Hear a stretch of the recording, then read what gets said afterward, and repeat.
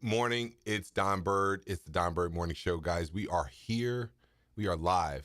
And I want you to know that I'm happy to be here, guys. Welcome to the family. Join the conversation. We are so happy to have you guys. I am excited every morning to I get a chance to do this show. And look, guys, if you can join me, if you're watching, I love you. Leave it in the comments. Give me a quick like. Subscribe to the channel. Let me know you're watching this, guys. Listen, we want this show to be like a family, like a community. I am live from Birdhouse Riverside, and we are in the building real time, guys. We are finishing everything. We are finishing our last 1% season, and I want you to jump in here, guys. That's the point of this show, is to get you engaged. And guys, listen, I am in my last 1% season. I want you to know that we are here to finish. I'm watching my social media. I'm watching your social media, guys. I want you to get in touch. The only way we're going to win this, guys, is by working together. And I want you to get in touch with me, whether it's through BirdBrand, through my foundation, Bridge to Life Foundation, my financial company, BirdBrand, Bird Financial Group. We got a lot we're working on, guys, and I got a lot to talk about today. It's been a busy week. I haven't been able to get on as much as I would like to, but we are rolling through, and I want to know what execution looks like to you today, guys. Today is September 24th, 2025. Can you believe we are already rolling through September 2025? I mean, what a time to be alive, but execution has to get started right now, guys. The money is drying up.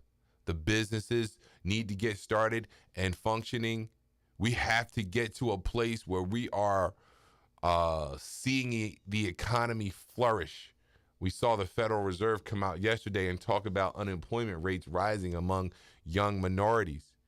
What does that mean for us, guys, if unemployment rates are rising, not only among young people and minorities, but everyone, as far as people that aren't white are concerned? We have a really big problem on our hands, and we really need to be thinking about what that means for us. All right, that's what I'm talking about in today's episode. So what does execution even look like for you, guys? We are talking about so much. I need you to get involved. I want you to get involved. We have the operating systems that are going to help you run your life. When I think about why I do this, every time I sit back, of course, my kids, my family, I want to live well, but I already do live well. All right. And I want to continue to live well. And I realize that it's part and parcel to your existence as a human being. And the economy that we have to live in is part of our lives. And when I think about economics, I think about collaboration between human beings. That's all it is. Collaboration and trying to deal with choices in the face of scarcity. It's very complex, but very simple. And, you know, I've been doing a lot of thinking about where we need to go. I wrote a book about it. Revaluing America. It's a book that we're going to talk a lot about.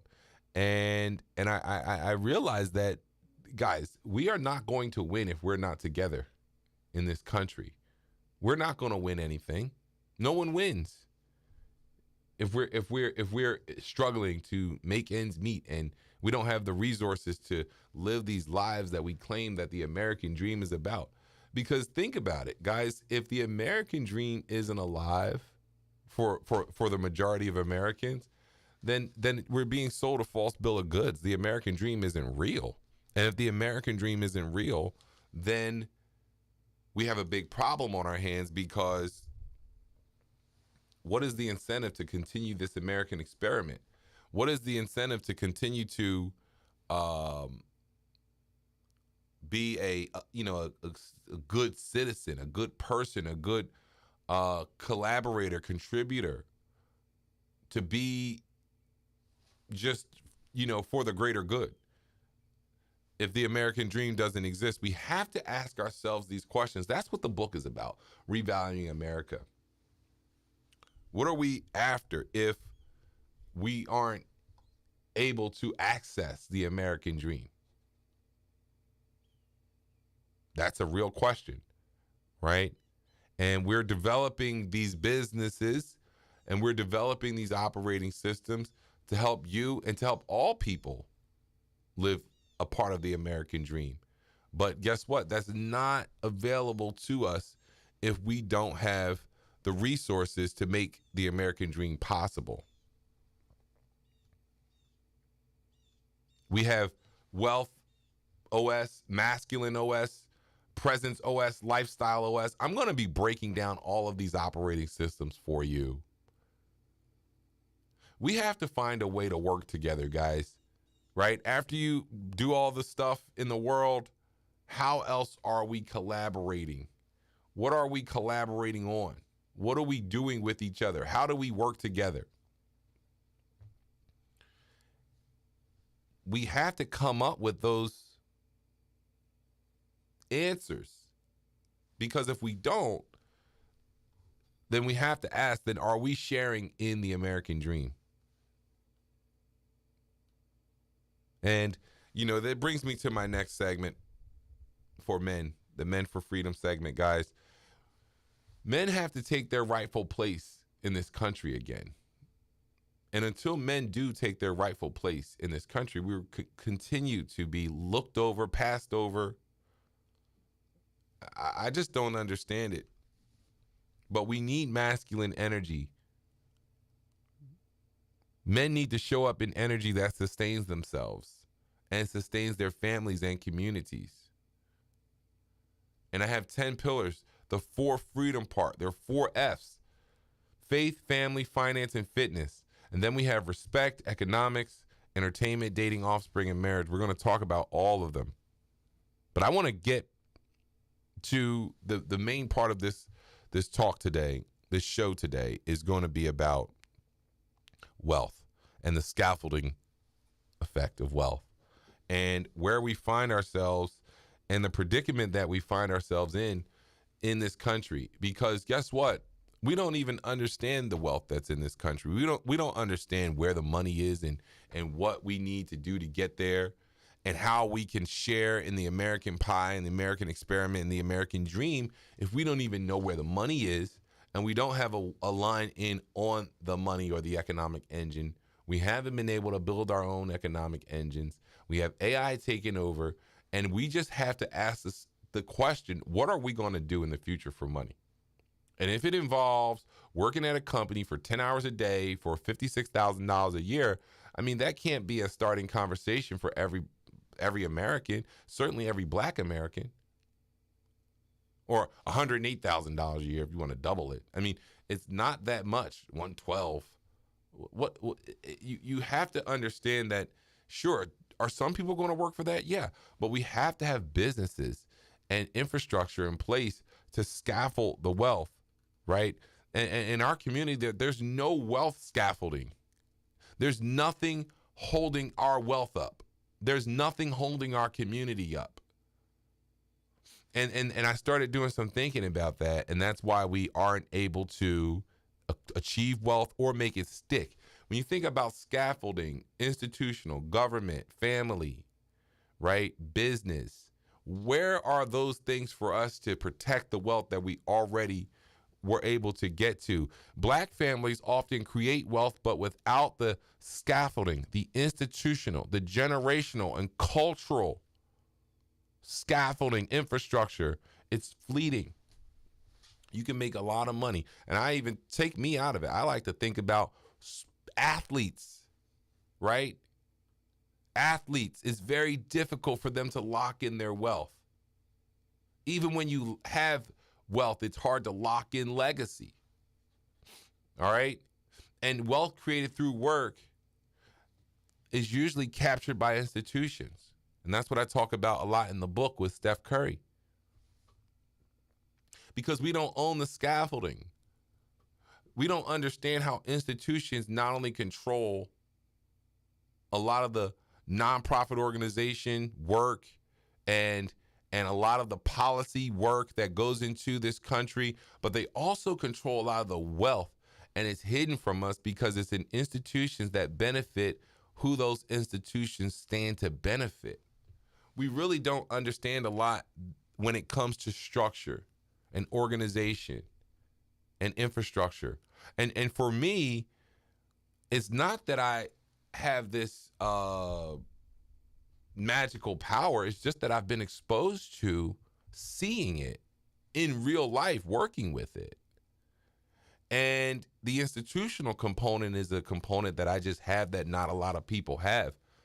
And understanding how that wealth is structured and how it's designed to insulate the majority of people, white people, if you want to be exact, wealthy people, or the culture that exists in our world or in our country, you have to start to understand the full landscape of wealth and where it's distributed and how it gets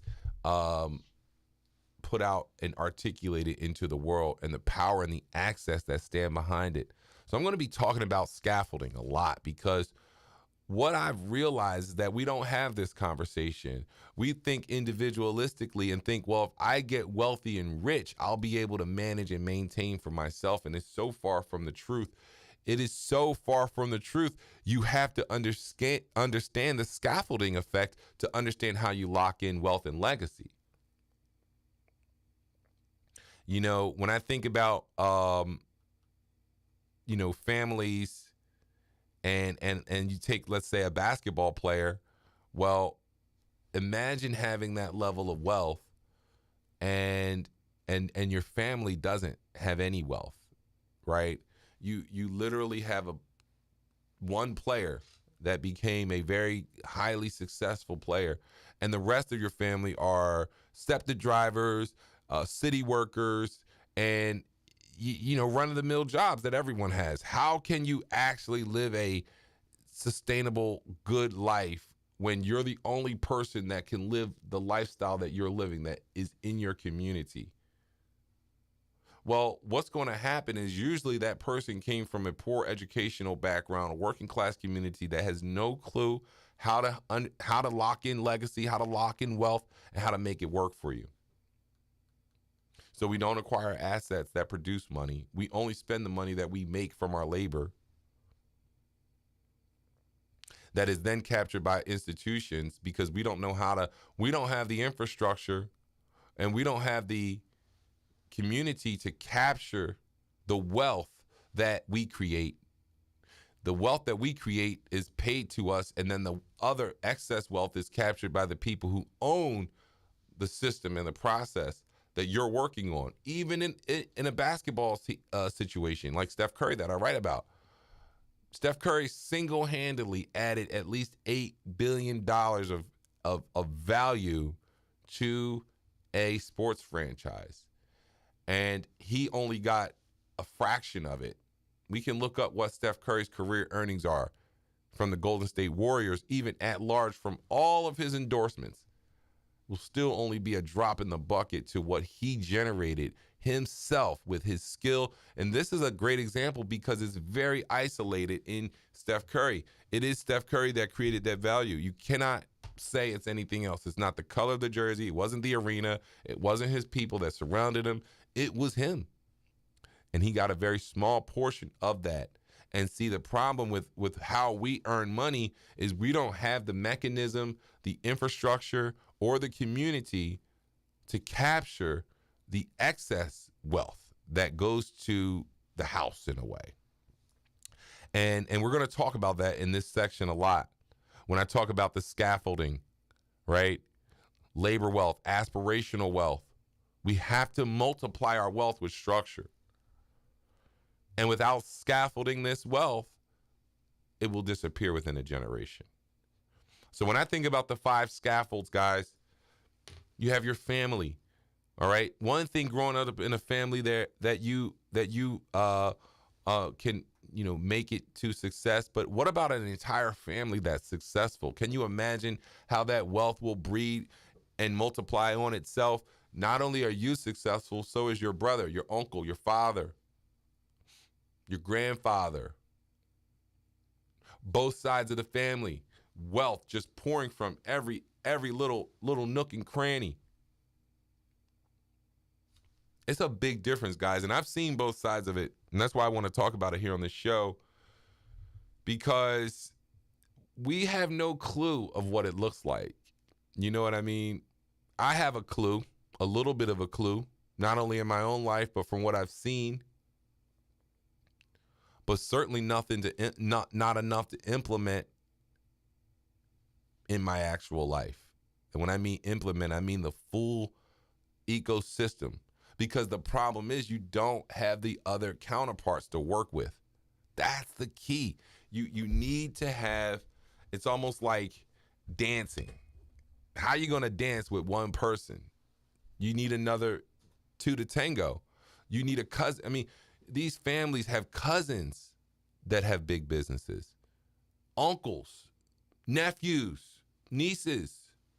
And we have one person is the source of all of our wealth, and they get taxed, and it's very onerous on them. And then you're already bringing no education, a lack of education.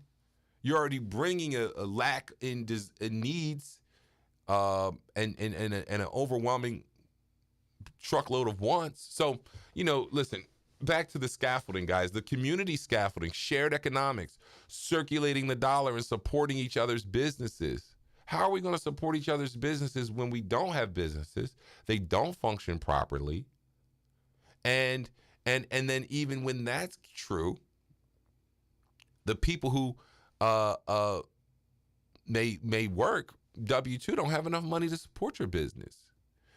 Back to the scaffolding. We don't have that. We have to really dig down and ask, where are we going in the next 20 to 50 years if we don't have this scaffolding? Institutional scaffolding, right? We have a new nonprofit organization. It's called Bridge to Life Foundation. I want you to get involved. Here's why. Other communities have nonprofit organizations that they contribute to that benefit them.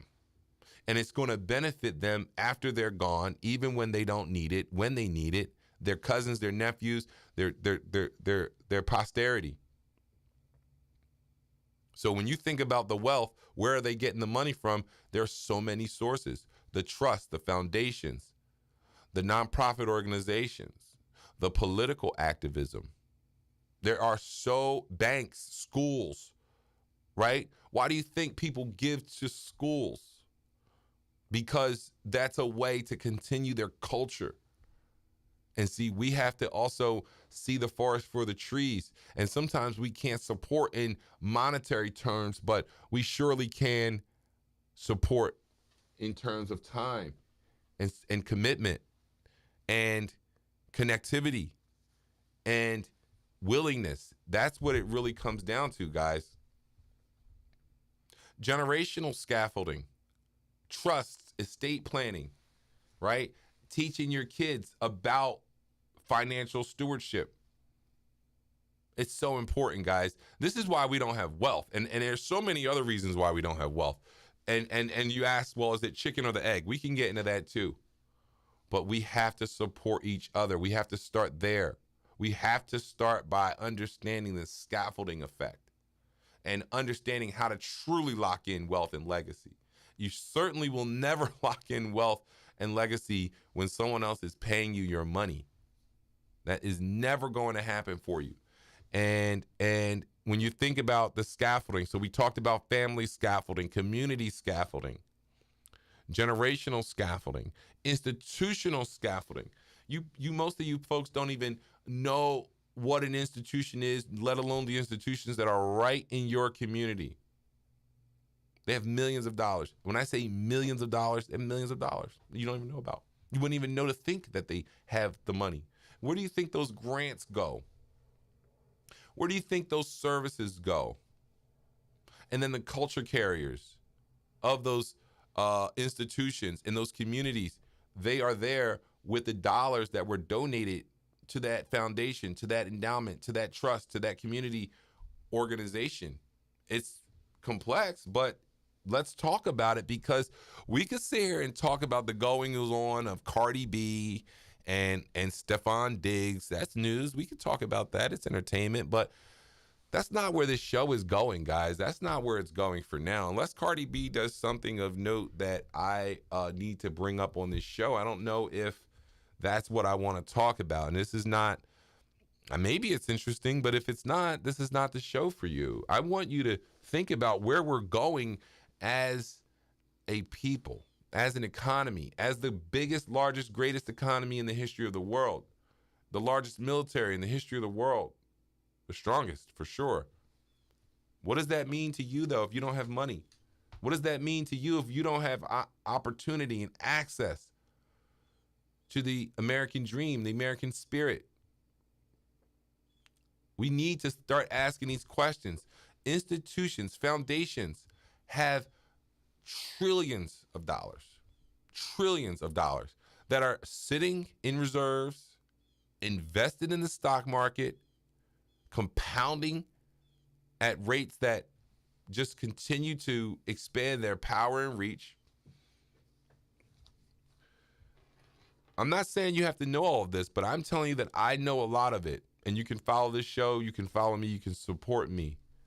And we can get to the bottom of really why we are lacking as a people and as a country, and truly start to unlock the value that exists right here in America with its people. But we're never going to see the value unlocked until we see that we have to work together. We have to see the common bond in each other, in Americans. And that means white and black.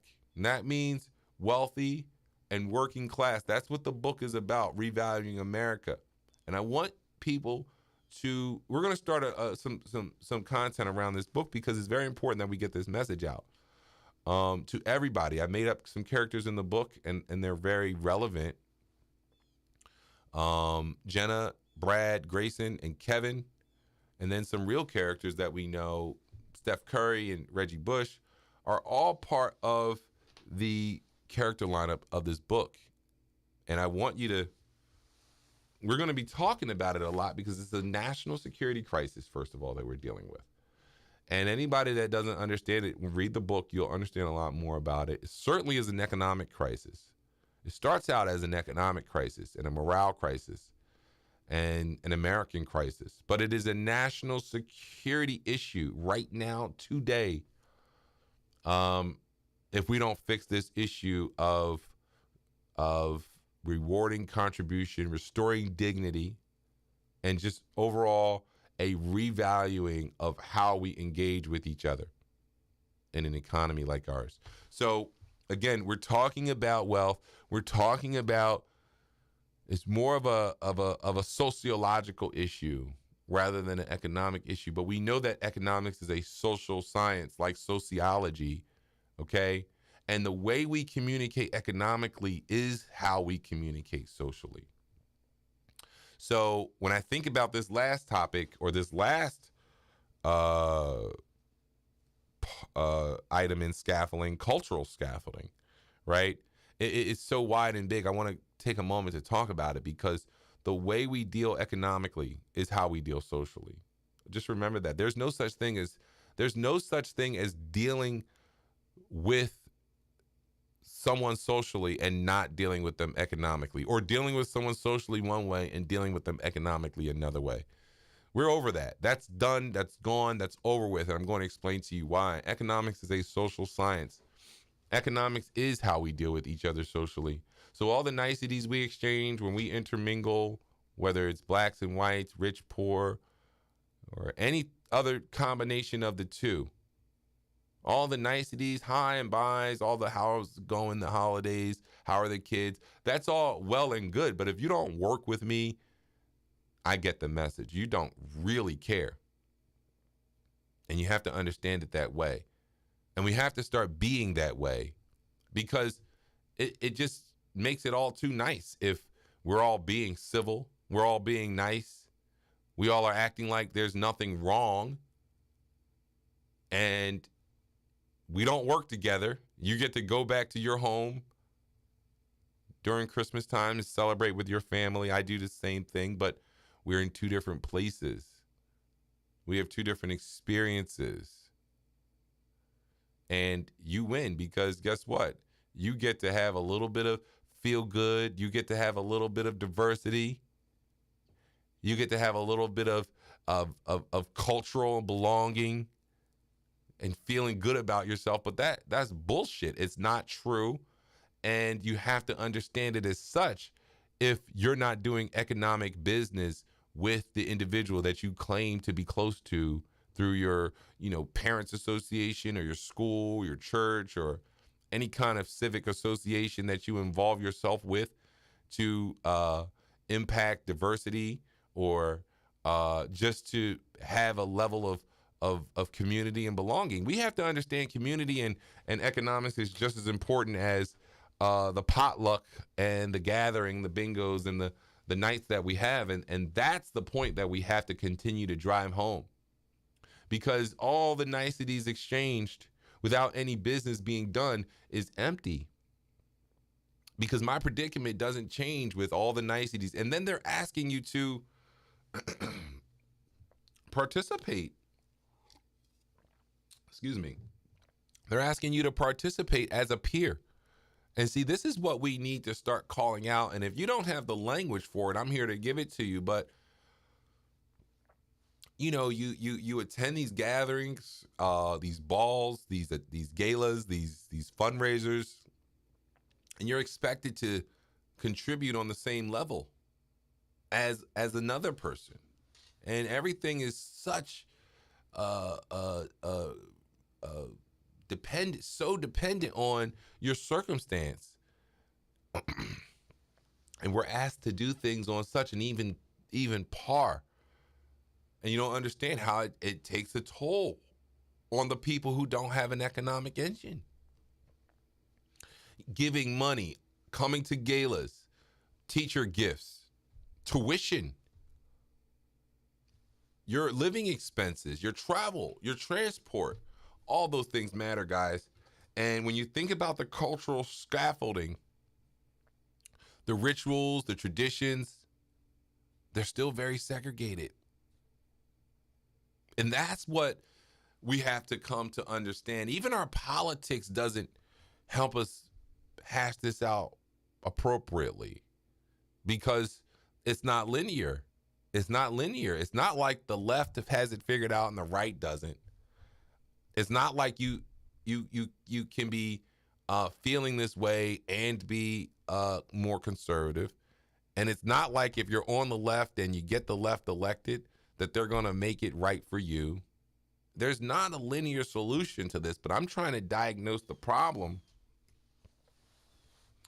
that we're having when it comes to this new age, this DE&I world, this post-Obama world, this Trump world, this economic world that we live in, where this post-COVID world, this inflationary, world. Guys, the world is much different than it was a couple of years ago, 10 years ago even. It's very different economically, socially, politically, health and wellness wise, family oriented, family related, familial wise, very, very different. And we'd be remiss to continue to operate in the same fashion that we have in the past. We have to understand the difference. And the reason why is this wealth retention, this legacy building, and this disparity that we have that we can't quite put our finger on, guys. That's why I'm doing the show. And the show isn't all about that, but I'll tell you this, we're going to talk a lot about it. That's why I wrote the book. I thought I had it over here.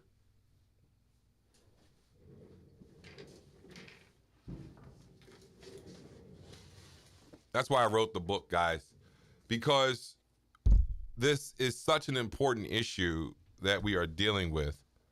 And I realize that we don't have the language for it. And since I have the time on this show, we're going to be talking a lot about that language. We're going to talk about it. And I gave you the language here, guys, right? We need to restore dignity. We need to rebuild the American dream. And we need to reward contribution appropriately. That we have to start there, or we're dealing with a very severe national security crisis. And my life and experiences has helped me in a major way understanding this. Not only working in the investment business, not only working with institutions, not only working with nonprofit tax-exempt institutions. Guys, this is big. Wait till my next show, guys. I have another show I do because it's a completely different topic, but very similar. But it's institutional engagement and accountability. Listen, most people don't wake up thinking about institutions because you've never really dealt with one. Ask yourself right now, what kind of institution have you ever dealt with? Right? What kind of institution have you ever talked with, worked with, been a part of, even if you worked with them and gotten services from them, right? Most people only know hospitals and education. And you don't even think about a hospital as an institution. You just think about it as the hospital. And your educational institution, well, you went there as a program recipient at some level. So you really didn't deal with the institution. You dealt with the program that they provided. But so nobody wakes up thinking about institutions. Next show, I'm going to pull up a list of all the institutions on my list because I have a prospect list. You're going to see just how many there are just right here in Philadelphia. Billions. I say billions. We have one institution here with $25 billion, and that's the University of Pennsylvania. So you start there. One institution has $25 billion. I didn't get to Temple and Villanova and the Art Museum and the Franklin Institute, but my point is there is a lot of wealth in those institutions, guys. And we need to talk about how they impact our lives. From my perspective, it taught me a lot learning about the tax-exempt nonprofit organizations, what they do, how they get money, how much money they have, how much money they make each year, what they can do with it. That's what the show is about. If you care enough to know how our country is working, how it's run, who makes the decisions, who influences policy, where is the money? Because you don't have it. You want to know where the money is. And why is it so hard to acquire and get? And why does it seem like everyone else has so much more of it? That's what we have to understand. And then from my perspective, have I been able to achieve a level of success and wealth? At some level, yes. But it is that precisely that has shown me how much I don't have, how much we truly are lacking, and how much we truly need to demand more for our contribution. But we need to explain that because we don't have the language for that. And I've been watching, of course, I've been experiencing it. We've been trying to find the language. Martin Luther King was trying to find the language, if you think about it. He was trying to find that language. And he had some of it, but the economy wasn't fully built, not to the point where it is today. All right? And it was less articulable then. It was very, very hard to define where the wealth truly, resided. Today, it's much easier, at least. All right? Because it's much more portable, definable, regulated, tracked, documented, and accessible if we know how to get to it and ask. And that's what the next show is about, because this is an existential crisis we're dealing with. All right. When you think about the amount of ways that you actually can get money, see, from somebody that has actually made money, people saying that they get money doesn't mean anything to me. And especially when everyone says it. You ask anybody, they tell you they get money. Okay, what does that mean? Well, where are you getting money from? Think about where you get money from. You get money from the government. They print it, and they buy, right? They spend, so you can get money from the government. You can get money from businesses. Businesses have reserves of money, but they also make money, and they need to spend. You can get money from a business, either as another business or, we'll get to that. You can get money from each other, right? You do business with an individual, they pay you, you make money. Or you can get money from working, like a job, like the business the other way, right? You work for the business, they pay you. Outside of that, guys, there really isn't another way to make money. If you have another way, tell me. But I think I outlined the lion's share of ways to acquire capital, acquire like money. That's it, right? The institutions are another part. I guess government, it's quasi-governmental, but we can add it in. You could work with an institution. They pay you. How are we getting money? Are we getting government contracts? Are we getting institutional engagements? Do we have major businesses working with each other that make money from each other? Or do we have high-paying jobs that make money from the businesses?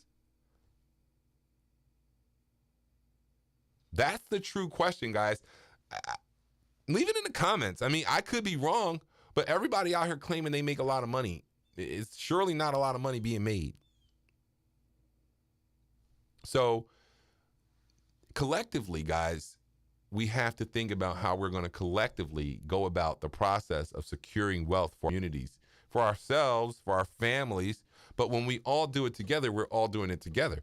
I'm not only securing wealth for me, I'm securing wealth for you too, if we work together on it, right? My family and your family will be secured if we're working together on it. How? I told you already, right? We talked about family scaffolding, community scaffolding, institutional scaffolding, generational scaffolding, and cultural scaffolding. If I have $1, you have 50 cents if we're in communion with each other. And then if we do it correctly, we both can borrow from that dollar based on our institutions, based on our banks, based on the trust that we have between one another. That is the key. We have to learn to trust each other. Now, I know I'm asking a lot, but that's where we have to go with it, guys. All right. Now, I know I went on today about this, but I think it's a very critical, very important conversation, guys. Welcome to the Don Bird Show if you're just joining us. All right. It's a very critical conversation that I'm feeling, that I'm having in my head, my mind. I got a lot of notes that I wrote down. I prepared for this show, prepared for this discussion. I want you to jump in on this discussion. I want you to jump in on this action that is going to take to start to think about how we get money from one of those 5 sources. I'm going to have to write that down too. I think I have it somewhere. Government, institution, business to business, business to individual, and individual to business. That's how you make money. There is no other way to make investing, but you got to make money to invest too, right? Investing. Obviously, you can make money from investing. True. Okay. But you have to have money to invest. Investing $10,000, you might as well go take a walk. I'd rather see you take that $10,000 and invest it in yourself so you can make more than $10,000. Now, if you had $10 million, that's a lot of money. Invest it in the stock market. You're going to make $1 million a year. And then you can borrow from that $10 million and go get more money outside while it still makes $1 million a year. But that's the difference, guys. And that's the difference with institutional scaffolding. You have banks to access to give you money. I think about right now, if I needed $250,000, it'd be tough. Now, sure, I had to go hawk my properties and do a bunch of things, but there are people out here right now that can go get $250,000 based on what? On their business, on their name, on their property, on a relationship. It's a big difference in how they interact with each other and how we do, and then how they interact with the economy. And so I think this is the most critical conversation that we could have. There is no more critical conversation than the idea of wealth and legacy security in our world, in our society, but also in our communities. And for people like me and you, We have to think about that, because if we rely on the system elevating only one of us when they see fit, I mean, you got to just play the movie to the end, right? Literally, a basketball player gets elevated. Just, it's random at some level. I mean, I'm not saying that it's all random. Sometimes Steph Curry, had an NBA playing father that helped him. He still beat against all odds. But my point is, it's random in how the famous or the select few are ascending to wealth. A rapper, a singer, entrepreneurs, basketball players, anybody that is just ascending without any kind of structure or system is not repeatable. It's not, you can't duplicate it. So you get one wealthy person, it winds up destroying your family, frankly. If you think about it from the perspective of, let's say, a lottery winner, what's the difference between a lottery winner and someone who got a $150 million contract out of high school? It's kind of the same thing, right? Nobody gets a $150 million contract out of high school unless you do. Same thing with, no one wins the lottery unless you do. And then here you go with a whole bunch of money that you don't have a clue on what to do with. And what happens with money you don't know what to do with? You just spend it. See, most people only have one mode of making money and one mode of using money. And they make it hourly and they spend it. That's it. They don't think about investing it. They don't think about estate planning, transferring it. They don't think about leveraging it. They don't think about any other investing it, saving it, right? Starting a business. There are so many modes of money that we don't even consider. We just go, we get it hourly, and we think a high hourly rate is getting it. That's what you hear a lot of people talk about. They got money, they get money. An hourly rate, I'm sorry, unless you set it yourself and you sign contracts like a record producer or a consultant, I mean, you got to be serious. The point I'm trying to make is that we only have two modes, where there are so many modes in how we can interact with money and value and all the things of that nature. So we're going to be talking about this a lot, guys. I want to make this a topic of discussion, because at some level we have to understand that it matters, and our history matters, race matters. As much as you want to move into a new world, as much as you want to have harmony, as much as you may want to forget about the past, we are forever linked to the past. And our present is indicative of our past. And our economy and our economics is our religion. It should be as close to our religion as it can be, because what else do you have if you don't have an economy? We have to understand it that way, guys. This is an existential crisis that we are dealing with, and we need more systematic ways to wealth. I must repeat that. We need systematic ways to wealth, meaning there is a pathway there. If you do these things, you can then have these things. And right now, it's not necessarily so true, which means it's very difficult to lock in legacy. It's very difficult, guys. I'm telling you that. We're going to be working on it. I got a lot of things planned. We got a lot of businesses. I told you in the last show, the reason for the businesses is so I can see you thrive. That's all I want. My kids, you, me, the community. What else is the point? To see you thrive. And that's what we need, and that's what we want. That's why we're writing the books. That's why we have the BirdBrand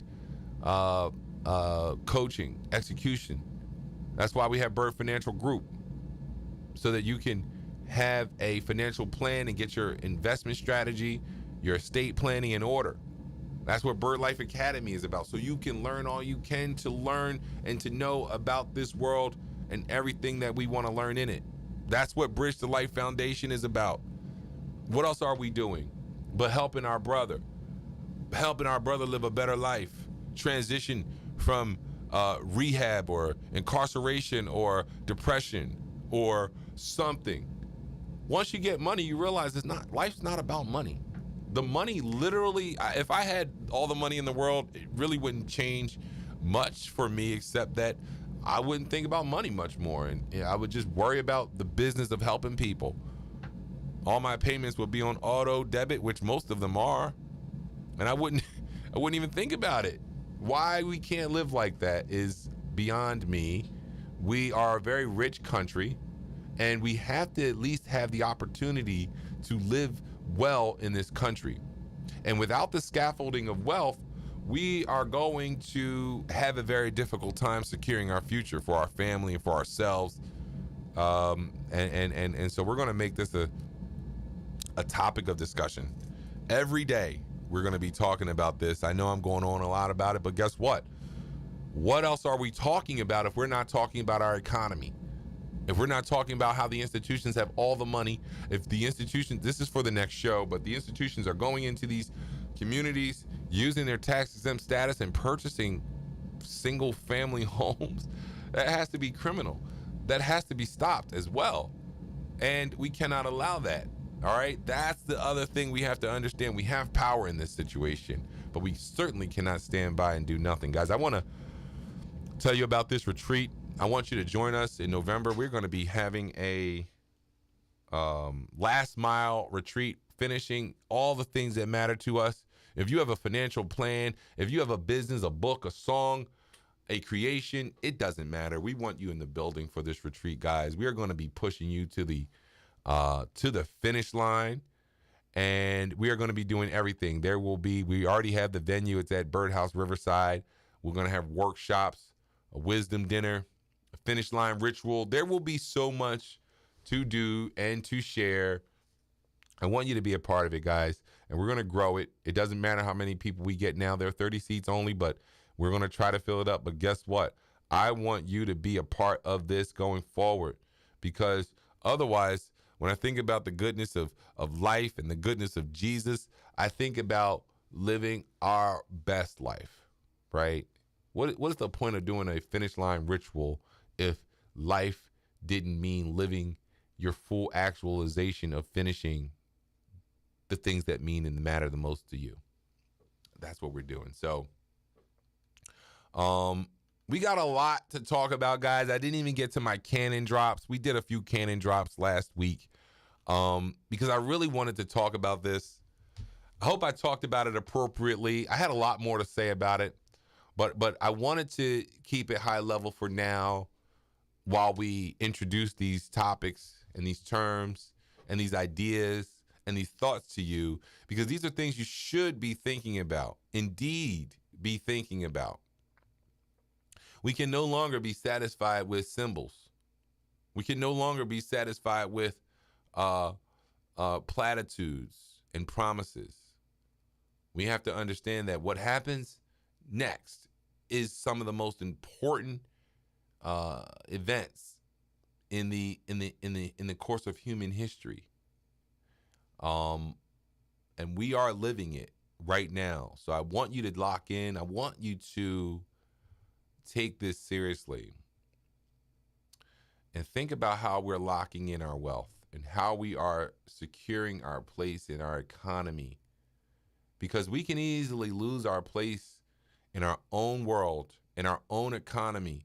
And once you lose your place in an economy, you can look at past experience, even with companies losing market share. It is very difficult to gain your way back, right? And as Kanye West said, he said, don't leave when you're hot. That's where Mace screwed up, right? And I thought about that line, and you think about it, it's true. You can't just leave when you're hot and think you're going to come back and still be in the same position. Only person to really do that, we got a Michael Jordan for 1,000, Alex. But outside of him, that's what made what he did. No one even talks about that when we talk about GOAT conversation. I try to stay out of this, but it's my show, so we can talk about whatever we want on my show. But no one ever talks about Michael's comeback as one of the biggest, most, like, the highest level of and he came back and three-peated. So he three-peated before he left, and then not only came back to be the best player as he was when he left, he did what he did when he left. He won 2 MVPs, 1996, 1998, right? If you remember, he won an MVP in 1991 and 1992. He won 3 finals MVPs. He won 3 finals. He came back to be the greatest player as he was before. There is no, and Muhammad Ali is another. These things are peak level greatness, pantheon level greatness. And we brush over when we talk about the GOAT conversation. The fact that anyone can even compare LeBron James and Michael Jordan in the same breath shows they need a Tylenol, or they need they need something strong to get their head back to where it needs to be. But the level of greatness it takes to step away and come back and resume is beyond legendary. So I say that to say, let's not play with fire. Let's not try to lose our tenuous spot in our own economy and think that one day we're just going to work our way back. It's not going to happen. And we need to be making inroads and making progress in our own economy, not regression, not isolation. So we're going to be talking about this topic a lot more, guys. I got to get to the next show because we got a lot there too. It's bombs over Baghdad every day in my show because guess what, guys? There is so much to talk about, and there is so much to give language to that I realize we do not have language for. I want to get it all out in one show, but the point is we got to do the show every day so it just comes out. This is what I'm thinking. This is what I know. And I'm going to break it down to you slowly, surely, each day so that you can get a perspective on where you need to be thinking politically, economically, socially, financially, relationally, right? We got to stop all this make believe, and we got to start getting down to the business of judging people by their economic allegiances. It's easy.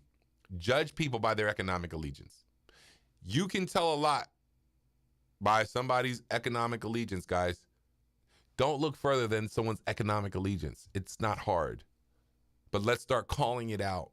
Revaluing America is talking about your economic allegiance. I only got a few minutes left in this show. Where is your economic allegiance? So to our white friends, all right, who have those, hate has no home here sign in their yard, who work at nonprofit institutions that claim to support DE&I, that claim to support inclusion, belonging, equality, mercy, benevolence, Christ-like Christian principles, Judeo-Christian values. We're going to hold them all accountable because you cannot purport to have those views, have those feelings, have those sentiments, but not work with me economically. And I think that's what we're experiencing a lot in our world is a lot of intermingling, a lot of diversity, a lot of bingo, pizza nights, basketball games, bake sales, but no economic collaboration, no economic allegiance, no economic support. We got to take that with for what it's worth. If you don't support me economically, I know where you stand. Period. Your economic allegiance is the most clear indicator of what you believe, what you want, who you are. So when we start to talk about, as we will on this show and on the next show, as we talk about economics. We're going to talk about your allegiances. And we got to start calling it out, because if we don't call it out, we are going to continue to get looked over, passed over, and you can't in one breath say you don't want DE&I, you want anti-woke, you want all of these things, but then you don't want to do business. That's what we got to push at, guys, because I've seen and been on both sides of this issue. And it's very tough. It's very difficult. But I got to tell you, we have to start making some decisions and drawing some lines in the sand.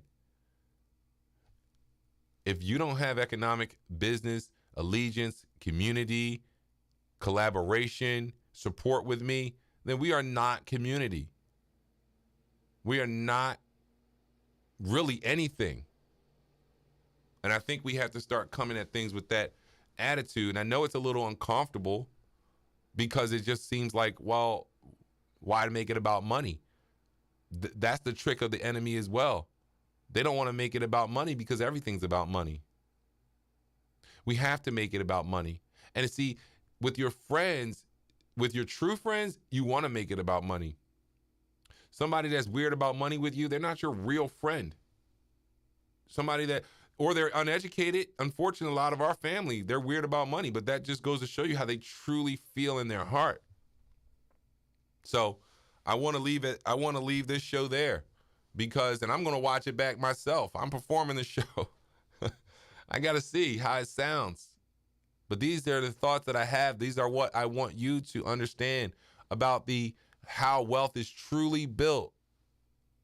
And I'm telling you how wealth is truly built, because I've helped people truly build it. I've watched it be built. I've watched the structure in place. And I've also seen our communities. And we have, when I tell you, nothing near it, nowhere near it, nothing that can even compare to even the base level plan. That just scares all, because we're going into the future in a capitalistic world where we need financial and economic resources to survive. That should wake us all up. All right, guys, this is the Don Bird Morning Show. Join me tomorrow, guys. We are going to be right here live. We are going to be right here on YouTube. I want you to check me out. I want you to like the video. I want you to comment, guys. Like the video. Subscribe to the channel. Leave me a comment. Let me know that you watch this show, right? We talked about a lot of interesting things here today, guys. And I want you to join the conversation, guys. I will be coming right back to you with the Institutional Accountability, the Institutional Engagement and Accountability Show, and the IXO tour. And we're going to be talking about a lot of things. That's a juicy show too, guys. If you like this, where this show went, that show is going to be fun. It's going to be talking more in depth about institutions and our place and our involvement and our reason with them. But we're going to be talking about a lot of things, guys. I'm going to see you tomorrow. I will see you tomorrow. I want you to go touch some grass and go be with some family. And remember,